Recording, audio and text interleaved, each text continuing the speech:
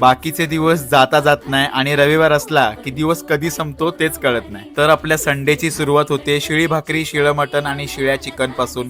मच्छीचं कालवण पण एकच नंबर लागतं, खाऊन बघा तुम्ही कधी खाल्लं नसेल तर. सकाळच्या नाश्त्यानंतर असं वाटलं की आता आपल्याकडे पूर्ण संडे आहे. नंतर घड्याळ चेक केलं तर 12:45 झाले होते ऑलरेडी, म्हणून गेलो आंबा खायला, कारण या सीझन मध्ये नाही खाणार तर कधी खाणार. थोडीशी व्हिडिओ एडिटिंग करून मी गेलो जेवायला. मस्त गरम गरम भात आणि सुक्या वाकटीचं कालवण, ते पण कैरी टाकून. आहा हा, काय कॉम्बिनेशन आहे, तुम्ही काय खाल, एकच नंबर लागतं आणि मला तर खूप जास्त आवडतं. माहिती आहे कैरी खाल्ल्यावर झोप येते, निमित्त म्हणून पुस्तक वाचायला घेतलं आणि डुलकी आलीच मला. एक हार्डली अर्धा तास लोळलो पण मला काही झोपच नाही आली, कारण बाहेर असल्यावर झोप येते, घरात असल्यावर बिलकुल झोप येत नाही. म्हणून चिप्स खाल्ले आणि लगेच पॅकेट संपला. आई कर्जतला गेली होती मिरच्या आणायला, येताना तिने मला भजी आणली. मग काय दिवसभर खायचाच काम. संध्याकाळी चिकन पुलाव बनवला होता. ह्याची जर पूर्ण व्हिडिओ पाहिजे असेल तर कमेंट करा चिकन. रात्री सर्वेशचा फोन आला, मग त्यासोबत गेलो पिरवाडी बीचला आणि येताना आपला मॅन्डेटरी छास पिऊन आपल्या संडेचा केला द एंड.